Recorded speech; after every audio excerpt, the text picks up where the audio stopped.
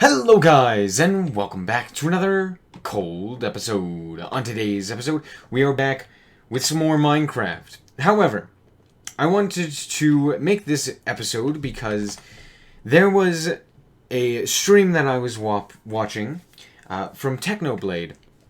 In fact, and I noticed something that, well, he had done something that had broken, or was the last straw to break the camel's back, so to speak. And it was the fact that he just had nothing on him when he went out and about. Or he had like a bunch of useless blocks that he didn't really need on him. And to me, I see a lot of streamers or a lot of YouTubers tend to kind of make the same mistake in Minecraft.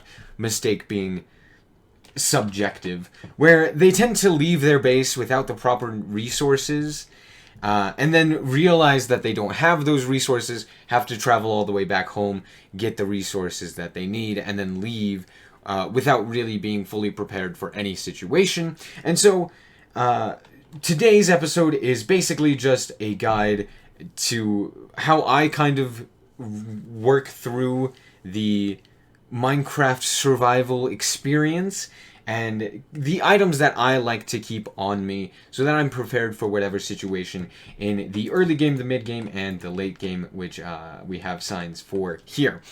And so this is just going to be a quick explanation video as to how I do things and why I do it this way. So first and foremost, obviously, we're going to start with the armor. Early game, iron armor is the best. Then you got diamond armor, and then netherite armor, and then obviously with the elytra, but we'll get into that in a second.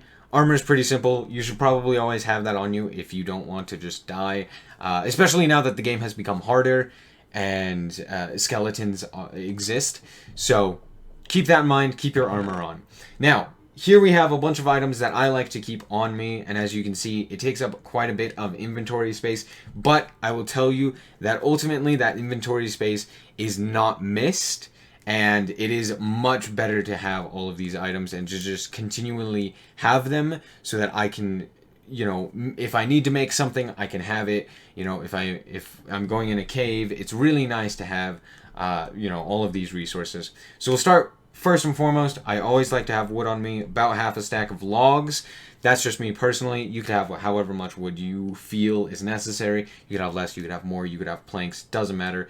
Wood, really helpful. You can also have a crafting table on you. Crafting table, not necessary if you're carrying wood, but I like to have it as well in case you need to plop down something and craft something, which happens often in a game called Minecraft. Then, this is where most people, I think, don't do this, but this is the thing that I most critically think you should have on you at all times, and it's just some iron.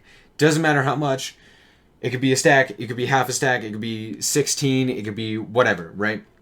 But some iron, enough to craft like a bucket and a replacement tool or something like that. There have been many times where even when I've had diamond armor or, you know, diamond tools and stuff like that, where the iron has come in handy for making iron tools so that I don't have to necessarily go back home and then come all the way back to where I was, and it just allows me to recycle tools, and it's very helpful before you get diamonds to just replenish your tools and anything like that. Then we obviously have coal, very simple, just to help make torches, or if you end up in a cave and you want to smelt something, you could do it right then and there. Coal is really useful, so there you go. I have that. That one could probably be cut. If you don't need it, you don't need it. You can normally just, you know, either keep torches on you or you know, if you're in a cave, you can mine coal or something along those lines. But anyway, then we have a water bucket.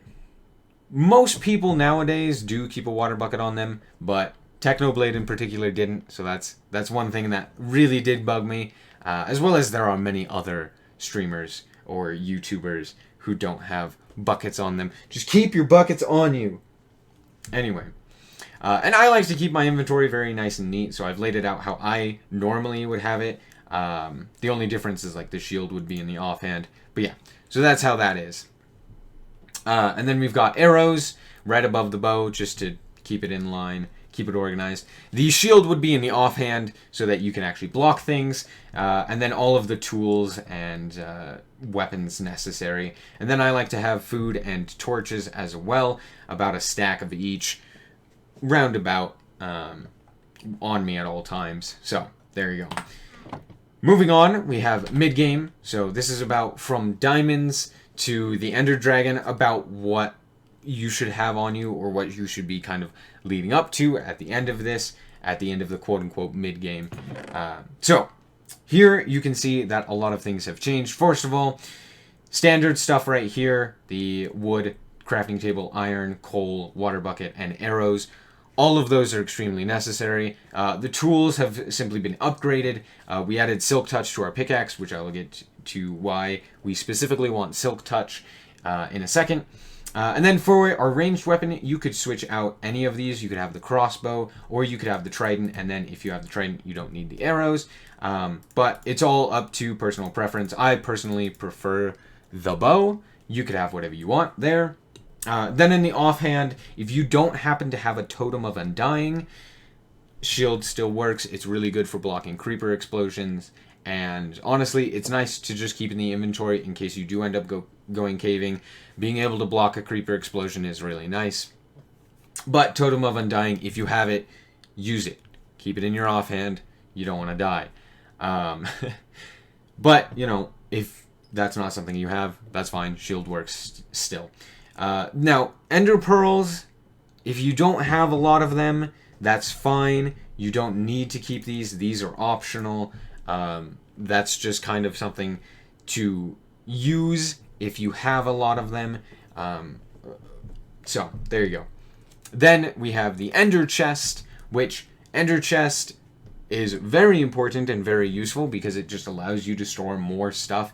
You can just put more things in there. For example, if you go caving, your inventory gets full, you just stick a bunch of stuff in your Ender Chest, pick it up with your Silk Touch pick, and then you're good to go. You're good to continue caving. So, there you go. Pretty simple. And then, obviously, just diamond armor. Pretty simple. If you don't have enough diamonds, iron armor still works. It's fine. And then I didn't enchant anything, but yeah, you probably want enchantments. Anyway, late game, this is the post-Ender Dragon fight. This is basically what you should be looking to continually have on you after the Ender Dragon fight, and for probably the rest of the game when you start getting into big farms and stuff like that. Obviously, with the armor, the difference here is that you're now wearing the elytra instead of a chest plate, so we will have to keep that in mind. Now, as you can see, this inventory is a lot cleaner. There's a lot less going on in here, but there are still a few things to keep in mind. New is the firework rockets and additional ender chests. Ender chests are really nice to have in case you need to make a portal. You can break it down with a non-silk touch pick, which we're not keeping on us. It's just the silk touch pick, but I like to keep a silk touch and a fortune 3 pick on me at all times, just because I don't tend to die, and so it doesn't really make sense, or it doesn't really matter if I have both of them on me. I feel like once I get netherite, I'm pretty much invulnerable, unless I specifically do something stupid. And if you have a Totem of Undying, you're pretty safe as well. So I just like to keep both of those on me. I didn't put the other one in here, but yeah.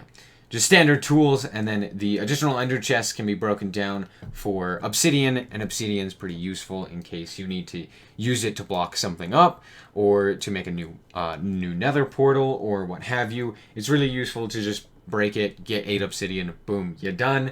And then in here, we have a shulker box, which is where you are going to keep most of the other things that you are going to use. So let's have a look in this shulker box right here. So, shulker box. We have extra totems of undying, anything that would help you stay alive, basically. And then you have a shield, you have a crossbow, or any other ranged weapon that you might prefer. Trident as well. So, you know, if you don't want a bow, you could switch that out. Maybe put a bow in here, or extra arrows, or what have you, right? More ender pearls. I think we already had the ender pearls in this chest, but there you go. More ender pearls. I go through them a lot. if you don't go through them as much, you don't have to keep them on you. Extra firework rockets, the coal, the iron, and the logs, as well as the workbench, all go into the shulker box to clean out the inventory and allow you more space to add in other things or pick up other things. And as you can see, the chest plate we now have in here, in case you end up going into a cave where you're not going to use your elytra, or you go, you know, fighting a boss or something like that, it's nice to keep it on you so that you have it. But most of the time you won't need to wear it unless you're specifically fighting mobs or doing something where you're not necessarily in need of the elytra. And then we also put the netherite hoe in here as well. This could be a diamond hoe, this could be whatever hoe, just a hoe in here, because a lot of the new nether blocks in particular do require the hoe, and some of the old blocks as well require a hoe now, so it's nice to have.